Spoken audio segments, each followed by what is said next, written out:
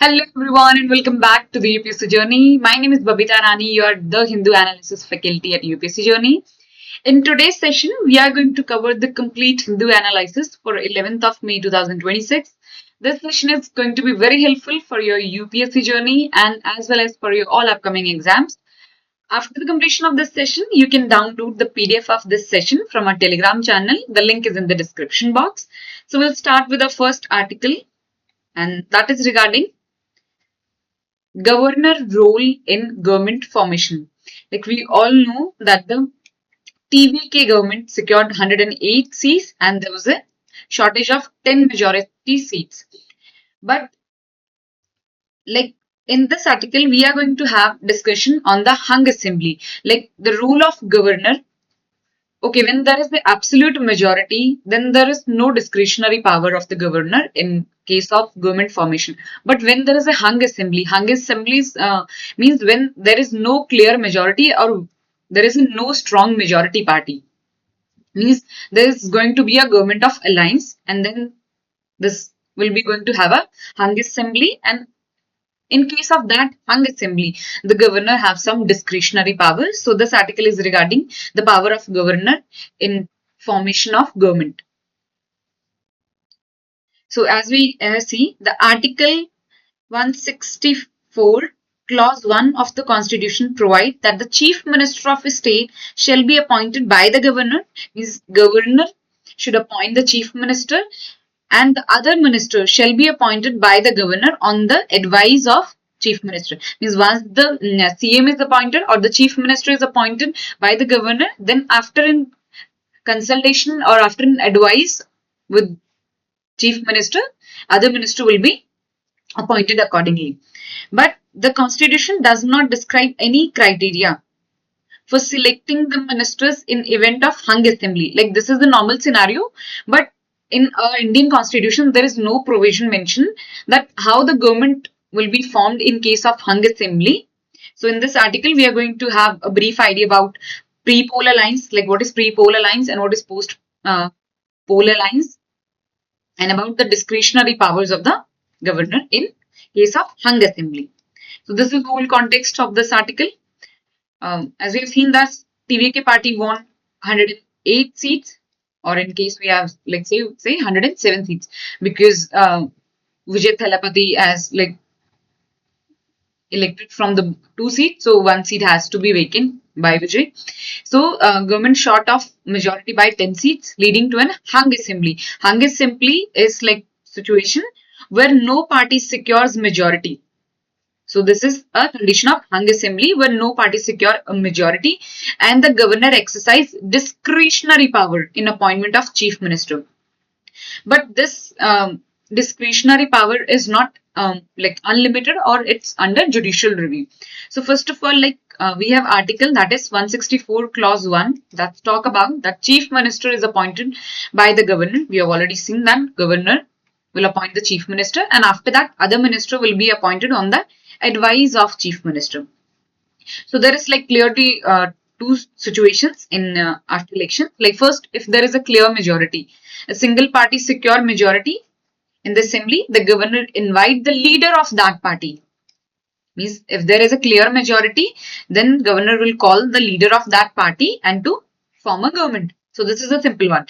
But if there is no party who has secured like complete majority and there is no party, so government will call for a hung assembly where governor will exercise his discretionary powers in appointment of chief minister. Because in our constitution, it's very important that a constitution does not mention or does not prescribe criteria for selecting CM in case of hung assembly. Means in constitution of India, it nowhere mentioned that if there is no single party majority, if there is no one majority government in any state, then how CM will be chosen and or how the government will be formed in that state. So we have not constitutional framework for this, but like we have recommendations from the commissions. First, we have a Sarkaria Commission in 1987, very important Sarkaria Commission, which talked or which lay down the convention for governor discretion. Means in case of hung assembly, the governor will have some discretionary powers, and like it lay down another thing that it will prioritize, or it's mandatory to give a priority to pre-poll alliance. Pre-poll alliance is something when a party aligns with another party before election. Means there is means election has not happened yet, but the two parties merge already, or there's a pre-poll alliance. Means before election there is an alliance between two majority parties. So this is called pre-poll alliance. And if there is no clear majority, they will invite for the post-poll alliance. And if it like found that no party has formed any majority, then there will be a post-poll alliance. Means after that election, two parties or three parties can alliance together and can form a government. And after that, after this alliance, means first they will form an alliance if there is no single party majority, and after that they will have to prove the majority on the floor. Means after that they have to prove that majority on the floor, means on the assembly. And second, we have a Punchi Commission. Punchi Commission that emphasize the role of floor test. That ultimate method to prove majority. Means once this alliance has done, or once there's a post alliance after the election, then there will be a majority test proven by floor test. So these two recommendations of commission are very important. First, Sarkari Commission, and the second we have Punchi Commission. Very important. Second thing, that judicial review and the commission guidelines are aimed to prevent partisan misuse. As we wait a minute, we all know that if there is like no proper guidelines in case of hung assembly, then there can be a chances that, because we all know that governor is appointed by central government, so there can be a situation where governor can maybe favor or maybe can misuse of power in case of hung assembly. So it prevent, like this two commissions recommendation prevent, the aim to prevent partisan misuse. Means the governor should not use that power in a misuse way, or not use in a to provide benefit to the central government. So this can be a situation, and in this situation, to prevent this kind of situation, this commission's provided recommendation. And the floor test of the house remain the final test of majority. Means in case of hung assembly, although the role of governor is very crucial in the formation of the government, but the floor test of the majority should be the final one. Means it's not the power, it should not be a like discretionary power of the government to form a government in case of hung assembly. In also in a hung assembly, the final test of majority lies on the floor test of the house. Note that discretion is not absolute, because this is not something absolute. Means on not on the wish of, or not arbitrary on the basis, governor can form the government in the state if there is a hung assembly like situation. So this is not absolute in nature. Means it's under judicial review. So this is about a first article, the role of governor in government formation. Second article is regarding India, Trinidad and Tobago Pact to help diaspora trace ancestral roots of by Jaishankar. Means there's one island that's named as Trinidad and Tobago, and in Trinidad and Tobago there's community named Girmitia community. So Girmitia community referred as a Indian endangered or bonded labor transported by British to their colonies in Fiji, South African, Mauritius, in Caribbean islands between the 19th and the 20th century. So this is what, like in this article, it's mentioned that Girmitia community, very important. Girmitia community. So this article is expressing that this Girmitia community has some ancestral roots with India, and this in this Indian Trinidad and Tobago would help members of this Girmitia community to trace their ancestral roots or to reconnect with their families. So this is whole context, is how this Girmitia community can reconnect to their roots, reconnect to their families, and how this pact is going to helpful to increase the Indian diaspora with Trinidad and Tobago.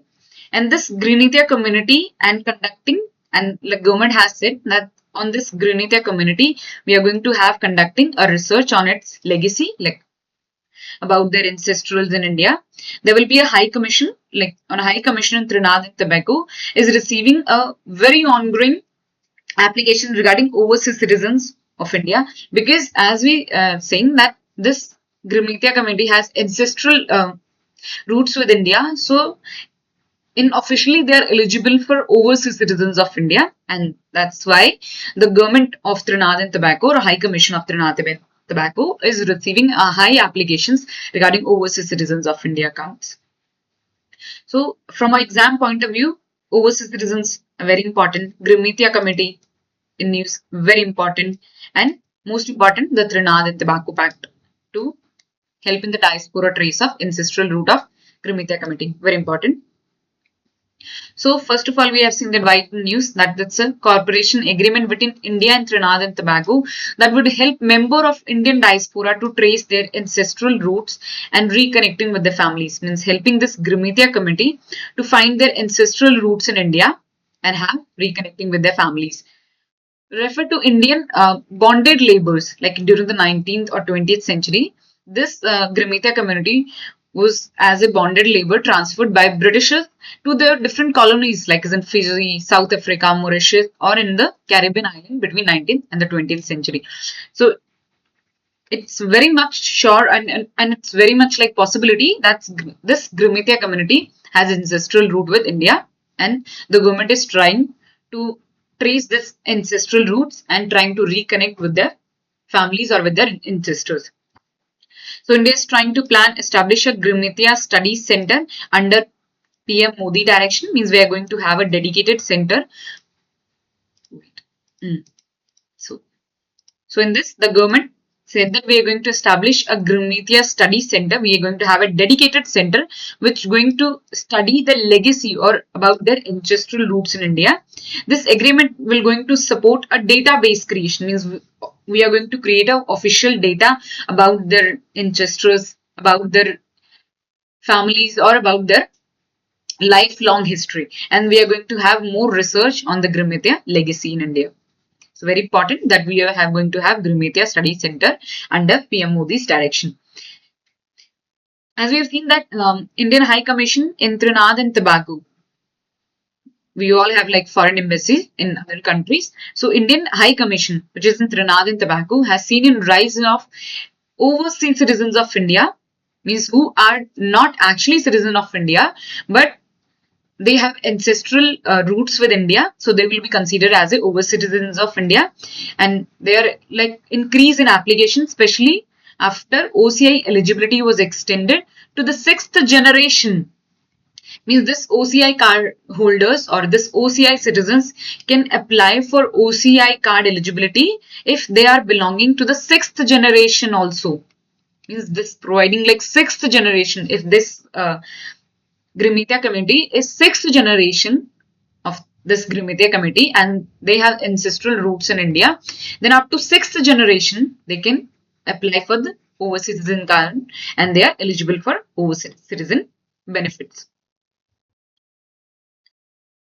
Okay, so this is about very important from your exam point of view, that overseas citizens, the benefits to the overseas citizens.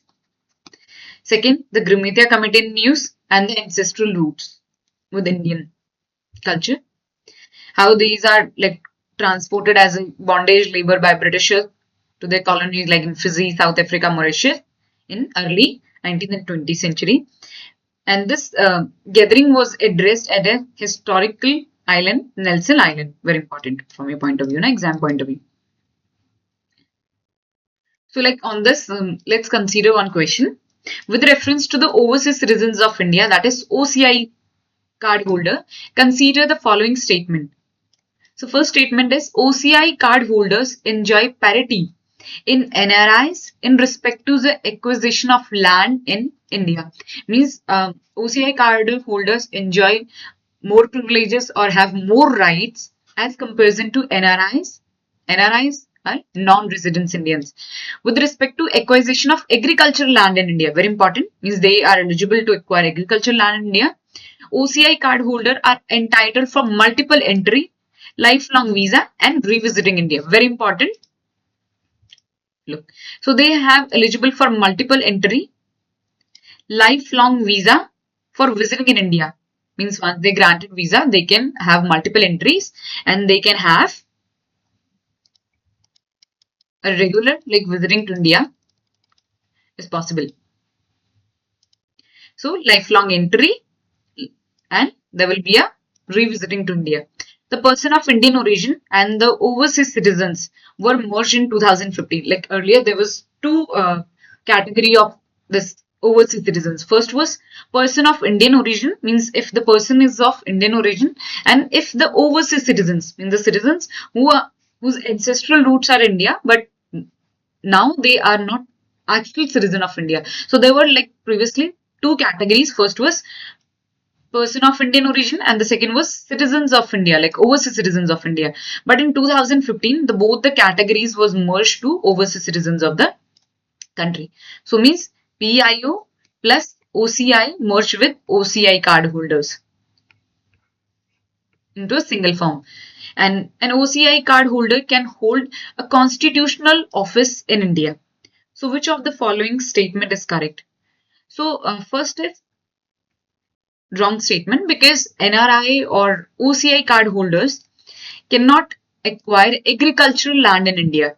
Very important that they cannot acquire agricultural land in India. Either they can't even adopt a Indian child internationally. So this is two conditions, that they can't acquire agricultural land in India or they can't even adopt a child. Second, they enjoy multiple entry and long life visa for India visit. Correct, this is correct. Person of Indian origin and overseas citizens were merged in 2015. Overseas card holder can constitute new office in India. No, this is again wrong. Because this, we know that to hold any constitutional office in India, you should be Indian citizen.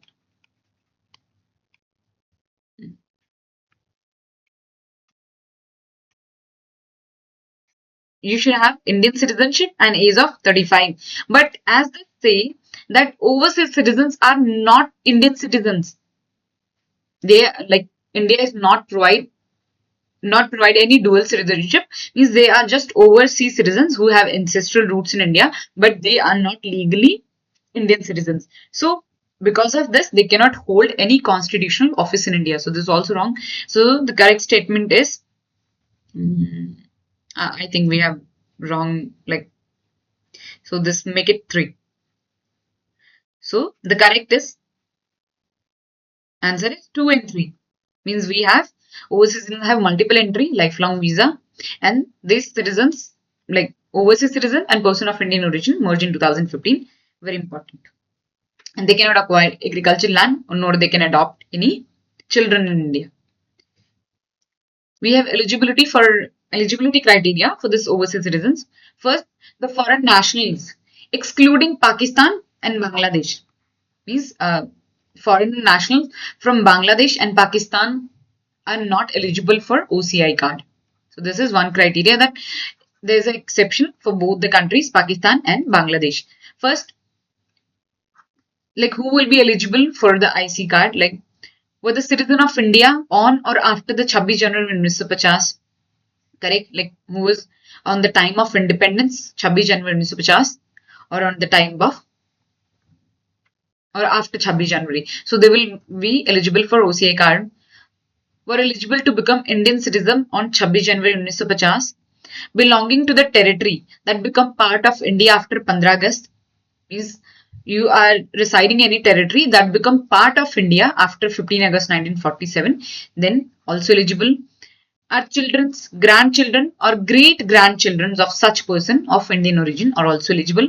Minor children of such individual or those with one Indian parent, means the minor children of such individuals who have ancestral roots and also one Indian parent also eligible for this OCI card. So this is very important from an exam point of view, that which of the following are eligibility criteria to become OCI card holders. Now, very important, that visa privileges. In title, this OCI card holders have multiple entry. We have already seen multiple entry options. They have multi-purpose lifelong visa for visiting India without the need of repeated applications. Means not every time they're visiting to India have to submit any application. They can visit India in multiple entries, and they have like a lifelong visa to visit in India. So this is one privilege to the OCI card holders. Then they are at like at greater advantage or with a parity with NRIs. They enjoy parity with non-resident Indians in various financial and economical and educational fields. Means they will have more opportunities, or they will have more benefits in various fields like financial fields, economic field, and educational field. But they cannot acquire, very important, cannot acquire agriculture or plantation land in India. Means they cannot acquire any agriculture or plantation land, or nor they can adopt any Indian children internationally. Means there is two strict rules that apply to both OCI card holders, and like NRI for not applicable for OCI card holder. Means they cannot acquire any agricultural land, plus they cannot adopt any Indian child internationally. So this is about like how OCI card holders are eligible for Indian citizenship or for overseas citizens of India, and what is eligibility criteria, what privileges they have. So this is very important from your prelims perspective, that how this OCI card holders different from NRI, what are the special rights they enjoy, what is eligibility criteria, and the most important, Grimithya committee in news is regarding which country. So very important. Now next, moving to cost to excess. So this article is regarding how the medical care is remain very high or very not, I would say, not cost friendly to the most marginalized or vulnerable section of the society. Means the cost of medical is still very high to the poor section of the society. So in this article, the government, Labour government has launched one program where they're going to have a medical checkup up to the age of 40 years. So this is the whole context, that government is providing to have an annual health checkup for the workers who are working in very extreme conditions, like in minings or in hazardous conditions or in heavy industries, where they need to have a regular checkup, like working in heavy machinery, and mandatory, if the illness is found, they're going to have proper treatment regarding that. So this is cost of excess. So this article is whole talking about that how this cost of excess is, if there is like medical care in India, then still this is very costly for the most vulnerable section, for most poor section of the society. How this cost of excess means, if they are accessing that medical care, then then there will be a hamper to their wages, then there will be hamper to their daily routine. Because if they are going to have that medical test, or they're going to have this medical help, then they will not be able to at work, and this will directly going to hamper their daily wages. So how this is going to cost in most vulnerable section of the society. So this is whole context of this article.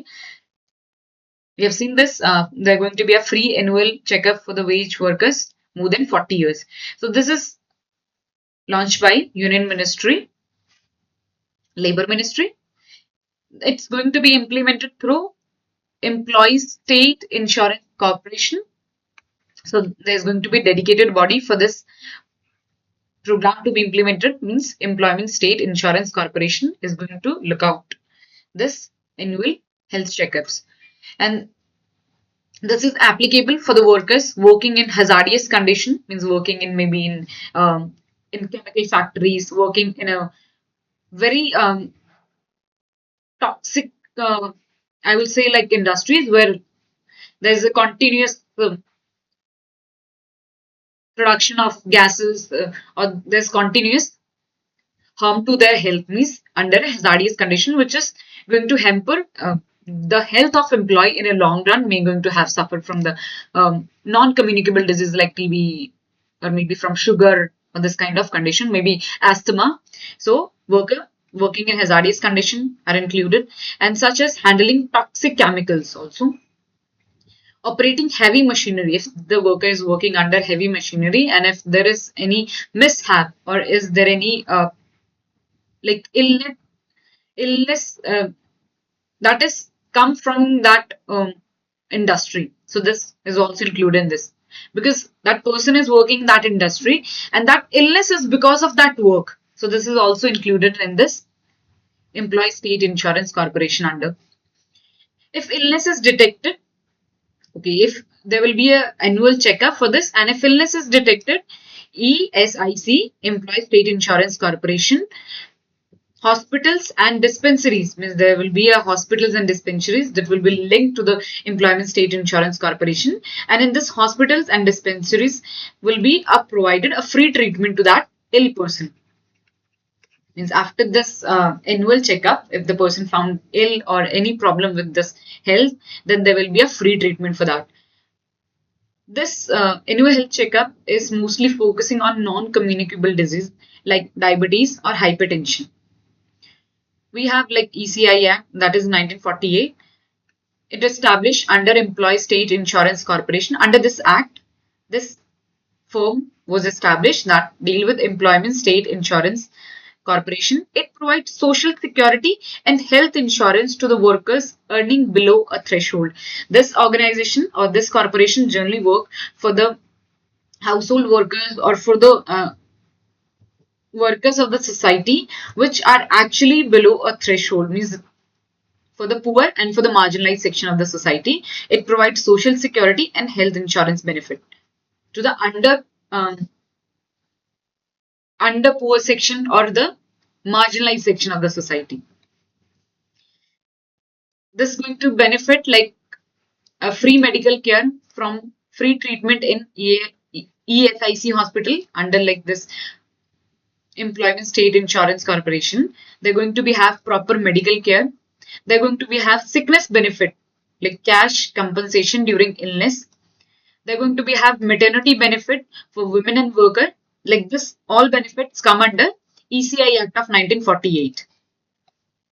They're going to have maternity benefit for the women workers, and if there is a disablement and dependency benefit in case of injury or death of the person.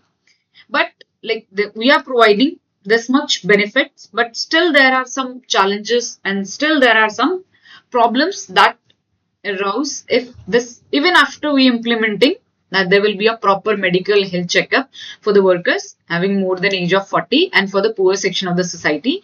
Like we have another articles that talk with occupational safety, health and working condition code of 2022 that also deal with like occupation safety. Means there should be proper access to the light, there should be proper ventilation, there should be proper facilities to the workers. So apart from this condition or apart, like we have implemented this much benefit under the scheme, but there are going to be very challenges in this. First, this article highlighted that it have limited coverage because in this article it's mentioned that only 31 crore out of 94 crore workers registered on the e-Shram portal. E-Shram portal is a portal which deal with unorganized workers. So very important, e-Shram portal unorganized workers के लिए.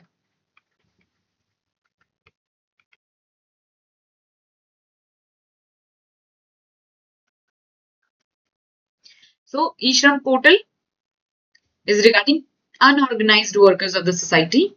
Or e-Shram is basically deal with the person who are working in the industry with a below threshold. But this data shows that only like if you like 94 crore out of there is only 31 crore who have registered under e-Shram portal. Means we have limited access to the data, and if we are not aware of the data, like who are actually vulnerable and who actually need this schemes, so till the time we don't have data, how will implement the policies? So this is one gap, that we have not the exact data of that particularly vulnerable section or data of that workers who are actually suffering from this illness. So we have like roughly 1/3 data. So there's a gap of 2/3 data. First, this is a one very big challenge, that we don't have a data of the persons who are actually in need. Second, they will be going to have high opportunity cost. High opportunity cost means the worker will lose their wages time when they access this medical care, because if they are going to have like access to this medical care, they will have to visit the hospitals, dispensaries, and during that time frame they will going to have loss of their wages. So this is going to have the opportunity cost. Means opportunity cost is like let's suppose you have two opportunities. One opportunity is of working, means you can work and you will earn money. So this is one opportunity. And second, that you can access to the medical care, but this both the things cannot be accessed at the same time. Means if you want to work, you have to compromise this access to the medical care, and if like you access to the medical care, you have to compromise your work. Means there is going to be a high opportunity cost. Means if the person is going to have access to this medical conditions or medical care, they're going to loss in wages, and this is will going to lead to a very financial loss for that marginalized section.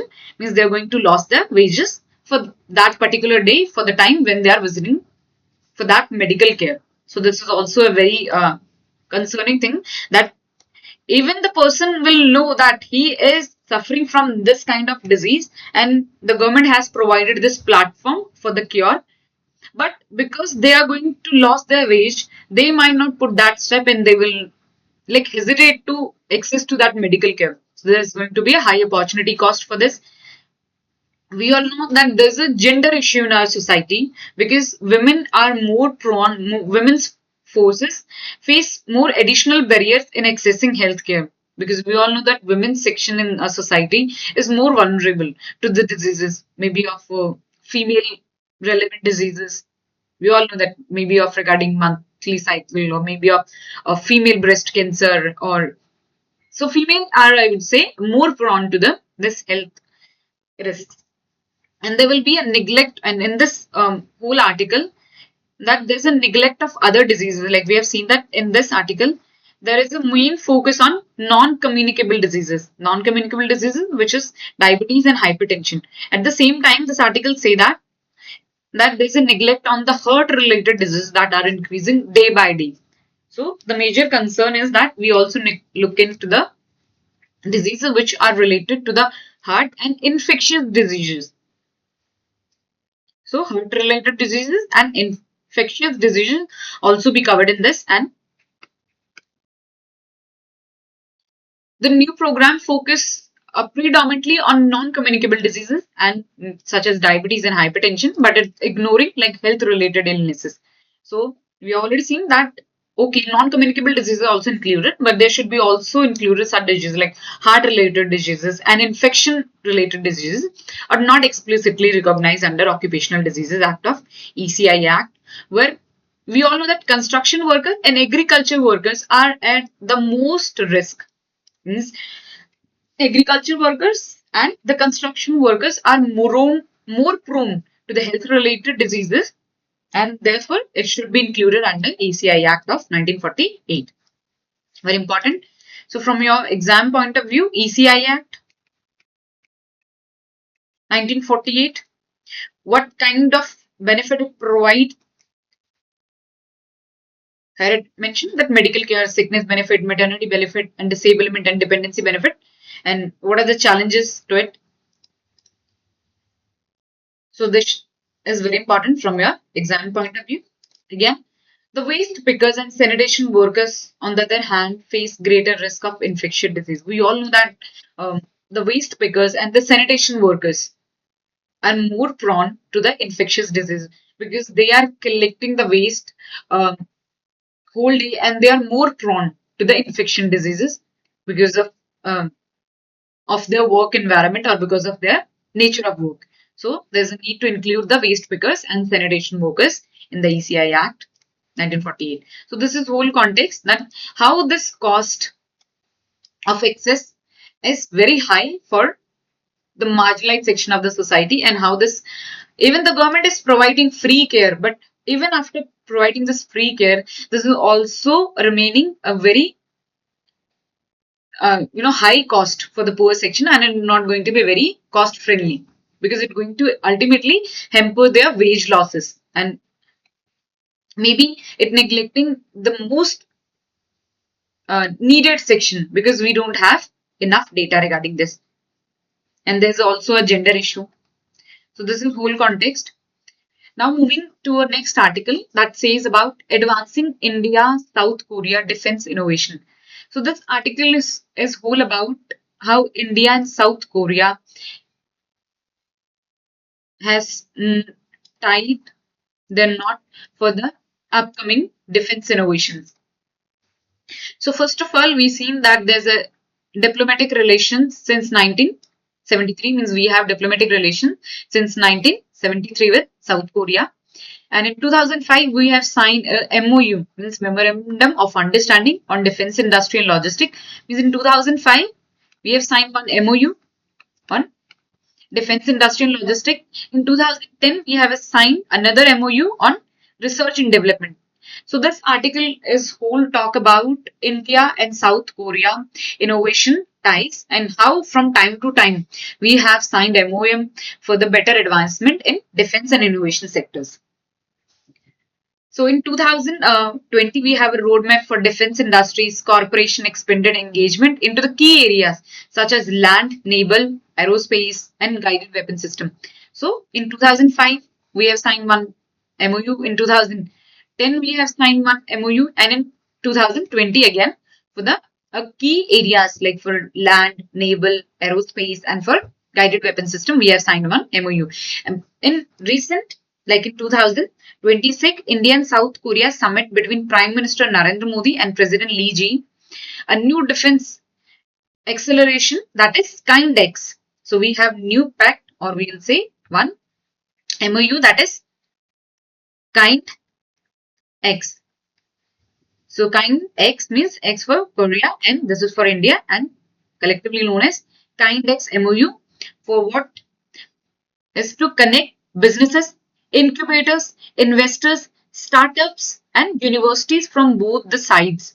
Means in this pact or in this MOU, we're going to have a better corporation or better ties in the field of business, incubators, investors, startups, universities. Means they're going to be have skill exchange. They're going to be have a more defense related support from each other. So this is whole context of this article.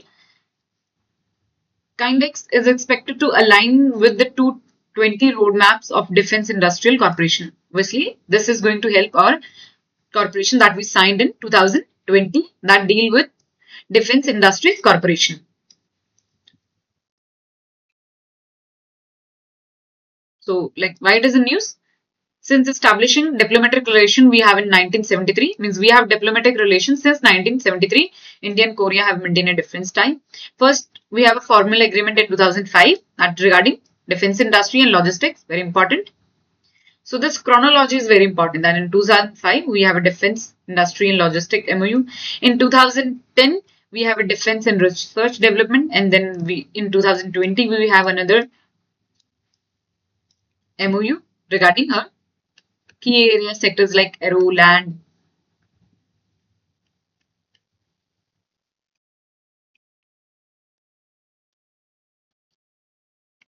sectors, correct?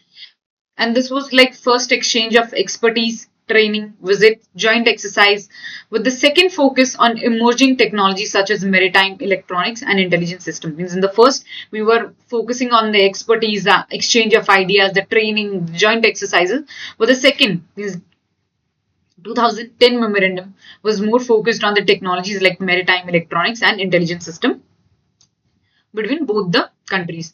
On April 2026, India, South Korea, there was a summit, and this summit was called India Defense Accelerator was announced, that is KindX. So it can be directly asked in your exam that what is KindX.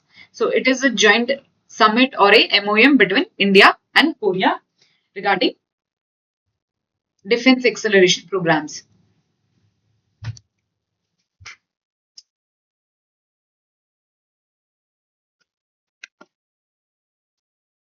Then this KindX is aimed to connect. I've already seen that this is going to connect uh, businesses, incubators, investors, defense startups, and universities from both the countries. So this is very important. That is going to have impact on the businesses, incubators, investors, defense startups, and universities from both the ends. We're going to have a more collaboration in terms of, or more cooperation in terms of business, investors, startups, and universities, and there will be a exchange of skill, exchange of knowledge, exchange of culture between both the countries. Similarly, like as we have seen this KindX summit or KindX MOU with Korea, similarly we have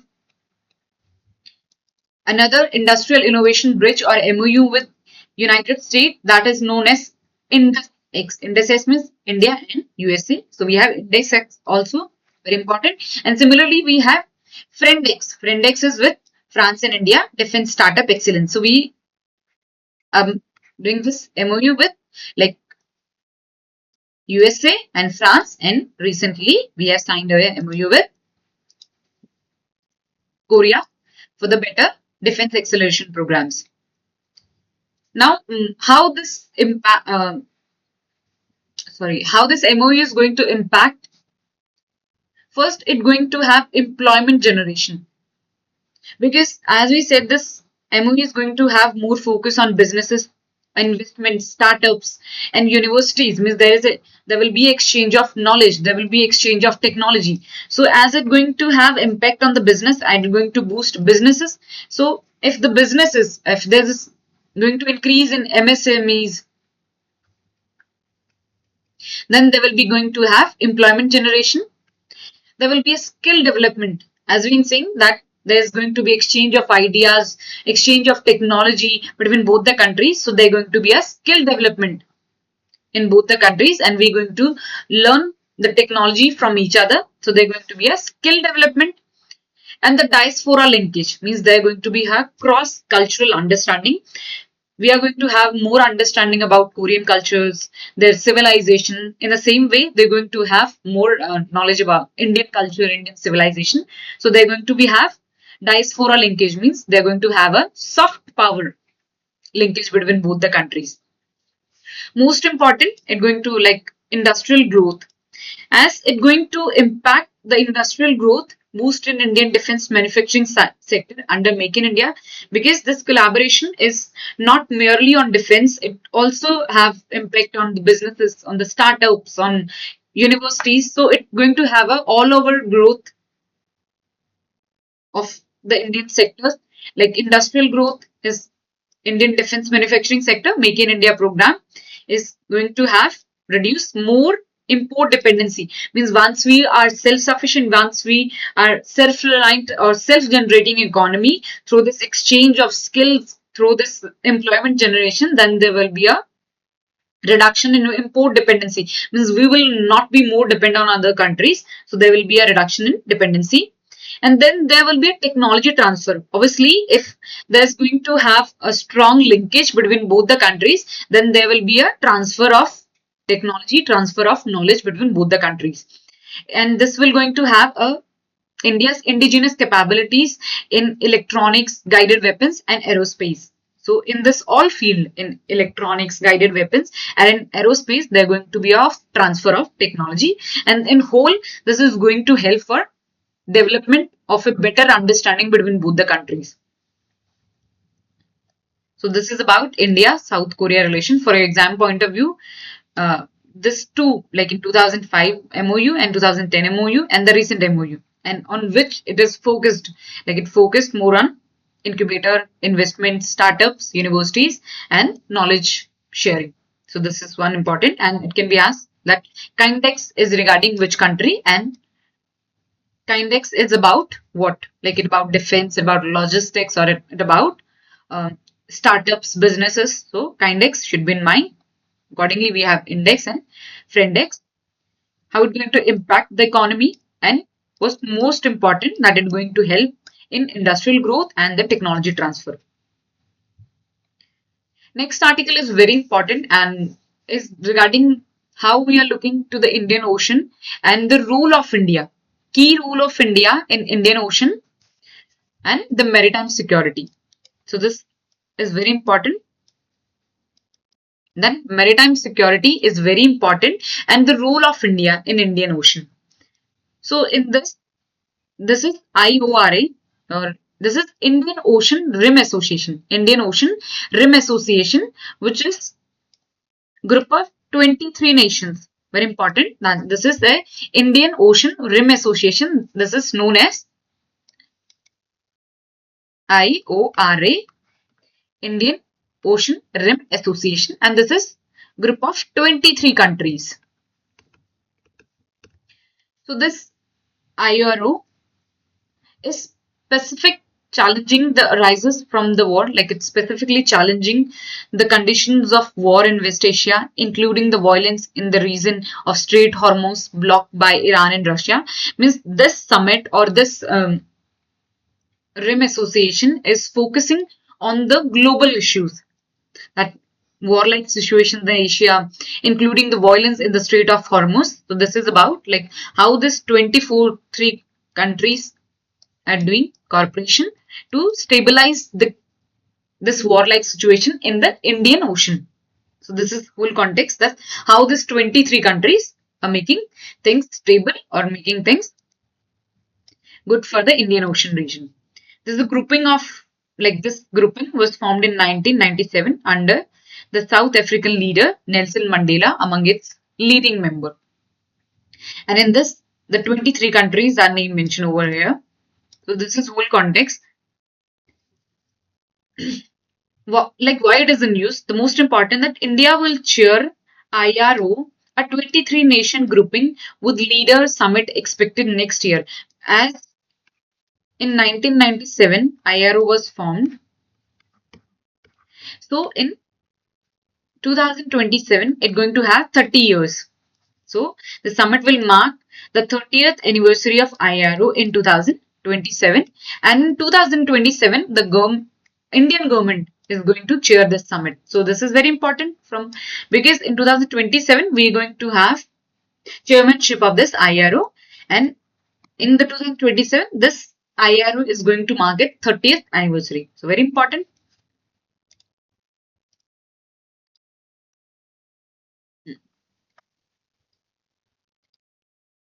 Yeah, correct. So in 2027 it's going to have 30th anniversary in 2027.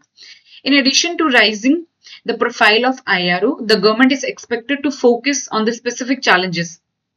We are focusing on this challenge like war in West Asia. We have also seen from the last few years, there's a continuous disturbance in the West Asia, or there's a continuous ongoing war, and like the violence, Hormuz Strait blocked by USA, Iran. So this summit is going to have more focus on this international issues. This IRO summit in 2027 will mark organization's 30th anniversary. And this summit, last summit of such kind of summit was held in 2027 when Indonesia marked its IRO 20th anniversary in Jakarta, Indonesia. Means in 2017, when the 20th anniversary of Indonesia, Jakarta was held, then this kind of last summit was held. So this again very important. After 10 years, this kind of summit is going to held in Asia, and specifically the India is going to chair this meeting or chair this summit. The grouping was formed in 1997 under the leadership of Nelson Mandela among those leading it. Indian RIM Association currently comprises 23 members. Very important, that currently include 23 members. Now, like remembering to all this country, there can be short trick that all the countries which are in friendly relation with India, like Australia, Bangladesh, Comoros, France, India, Indonesia. So remember that India is a part of this. India, Indonesia, Iran, Kenya, Madagascar, Malaysia, Maldives, Mauritius, Mozambique, Oman, Seychelles, Singapore, Somalia, South Africa, Sri Lanka, Tanzania, Thailand, United Arab Emirates, and Yemen. Most important that Pakistan is not part of this. So important that Pakistan is not part of this RIM association.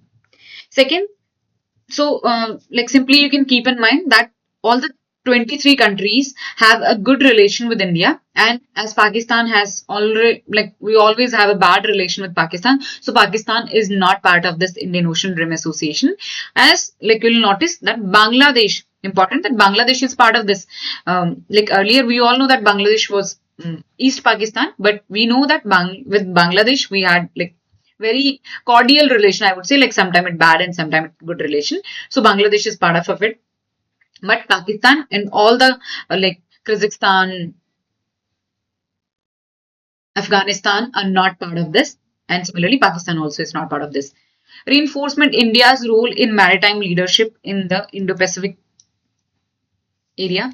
So how this summit is going to impact India's maritime security, how this is going to present India as a maritime leader in the Indo-Pacific area, because in 2027 we're going to chair this meeting, and by this meeting we'll show our maritime leadership qualities to the world and in the Indo-Pacific area. It's going to strengthen regional cooperation. We're going to have regional cooperation with all these 23 countries in on trade, on energy, on security. Means they're going to have a regional cooperation between all the 23 countries on different aspects of trade, energy, security. Position of IORA as a platform for collective response to the maritime challenges. Means all these 23 countries going to have a collective maritime challenges, and they are going to have collective responsibility for the Indo-Pacific Ocean. This will encourage a open and free-flowing dialogues, and key representative of IORA members like scholars, experts, analysts, and policymakers from the government. Means after this IRO summit, or after this like after this summit, they're going to be have a more linkage, or there will be a more key representative or flow of ideas from scholars. They will be going to have more expertise. They're going to be analysts, policymakers from the both the governments. The maritime security in Indian Ocean is not just a regional issue. We all know that it's not merely a regional issue, because apart from regional issue, it's a global issue. Because if there is any disturbance in the world, this Indian Ocean is going to impact, and there will be a disturbance also in the Indian Ocean also. So this is not a regional disturbance issue, or not a regional issue. It will going to be have a global issue if this warlike situations continue. And in this, India leadership within IORA will crucial for steering cooperation solution. And in this, government of India will going to have a very cooperative, and we're going to have very cooperative solution, and going to have very close relation with all the 23 countries for the better cooperation and better solution in the future. Next article is regarding, like we have all seen the news on the newspaper, like we have seen this, that there's a appeal from Prime Minister that there is a need to cut fuel use, avoid foreign travels, and urge PM to meet a global, because we are under a global uncertainty. We all know that there's an ongoing war, and this war is impacting the import, because we know that we are heavily import dependent country, and because of that ongoing war, there's going to be a heavy impact on Indian imports. So now the government is appealing that there is need to cut fuel, there's need to avoid foreign travels, and to meet this global uncertainties. So in this, the prices of oil are triggered by the US-Iran wars. We all know that, and he urged government to make nationally responsible, making life choices in such a way that it promote the use of local products. And the PM urged that there is a need to have an approach of nationally responsible citizen, and adopt, and there should be adoption of lifestyle and choices in such a way that it promote domestic market, it promote local products. It also urged people to not to spend on non-essential purchase like gold for next upcoming 1 year, to reduce pressure on the foreign exchange outflow. Because as like let's suppose this is gold, and we all know that India is a heavy importer of gold. So if we are going to import this gold, in return, we are going to give like pay in dollar, because if we are going to import this gold, we are going to do a payment in dollar. And as we'll do payment in dollar, then there will be a demand of dollar in the market. And if there is no more demand of gold, then we are going to pay more in dollar. And if in this way the dollar is going to appreciate, and if dollar is going to appreciate, we know that dollar is going to depreciate the rupees, Indian rupee. It's direct relation that if dollar is going to have, inverse relation, that if dollar is going upward, then amount of Indian rupee is going to be depreciate. So there's urgent need that we should stop this import so that the amount of this Indian rupee devaluation or depreciation can be stopped. So we need to stop this gold import so that there will be no increase in dollar demand. And if there will be no increase in dollar demand, the stability in price of Indian rupee, and there will be more stability in Indian rupee or Indian currency or in currency. So there's a direct relation that we need to have to stop this purchase of gold for upcoming years so that there will be a stability in foreign exchange. So like what is new, we all have seen that there are going to be a crude oil prices. USA going to be rise in crude oil prices because of USA-Iran war. And there's need to have a collective participation. There's appeal to reduce petrol and diesel consumption because we are heavily import dependent for diesel and petrol. So there's appeal to reduce the consumption of diesel and petrol. Promote metro rail, means there should be a more use of metro rail, public transportation, and carpooling, and railway for the freight movement. When there should be minimum use of diesel and petrol, and the alternative sources should be used more frequent, and there should be a more use of alternative sources. Encouraging electrical vehicle promotion, means there should be more use of electrical vehicles so that dependency on fossil fuels, dependency on petrol and diesel can be reduced. And there should be a need to avoid essential like a purchase of non-essential items, because we all know that this is not gold is not something very essential to run an economy. This is only for I would say luxury, and I would say for security purpose, because we Indians purchase gold for the security purpose more. So it's non-essential. Like if you will not like import gold for next upcoming 1 year, there will be no emergency, there will be no crisis in the India. So there's a need to stop the purchase of non-essential product like gold and reduce foreign exchange outflow. So because we import gold, and if we don't import this gold, then there will be a reduce in import, and this import will help in reduction in foreign exchange outflow. Means the money will go less outside. Indian rupee will go less outside, and there will be a less import, and that will help to manage the current account deficit, because the current account deficit show that we are more import based economy than export based. So by relying on the import, show that we are having current account deficit problem. So there's need to reduce the import, and this reduced import can be done by removing non-essential goods so that foreign exchange can be reduced. And by like reducing the purchase of non-essential purchase, we should also promote local products, because as we're saying that local products should be promoted to strengthen the economy, and this urge people to avoid overseas vacations, destination, wedding abroad, and he pitched for the domestic tourism and the celebration within the country. Means there's a demand that the economy should be run within the economy.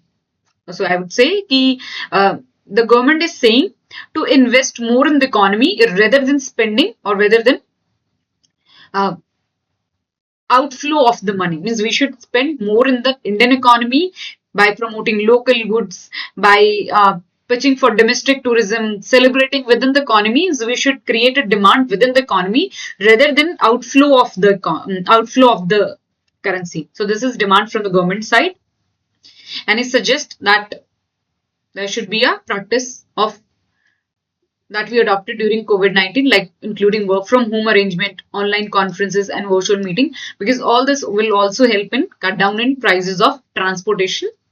The positive outcomes of this is like foreign exchange saving, because the less we are going to import from the other countries, then we are going to save on the foreign exchange. So less import less, we are going to have more foreign exchange.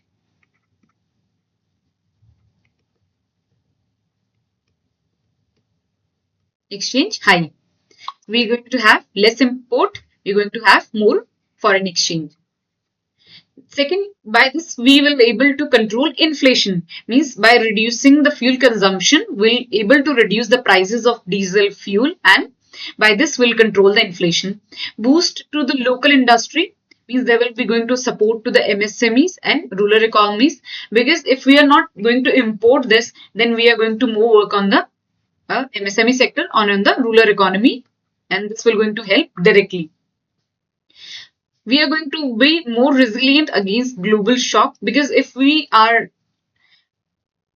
supported by our medium and small MSMEs, then we will not be vulnerable in the geopolitical conflicts, or will be less vulnerable in, I would say, na. I will be means there will be less chances, or there will be more chances of survival in such condition if we have a backup plans, like boosting the local market, providing alternative sources, diversifying our imports. So we'll always have a this backup plan. So in future, if there is a condition of vulnerability in the geopolitics conflicts, so we'll be less prone to that, and that will help in a very long run.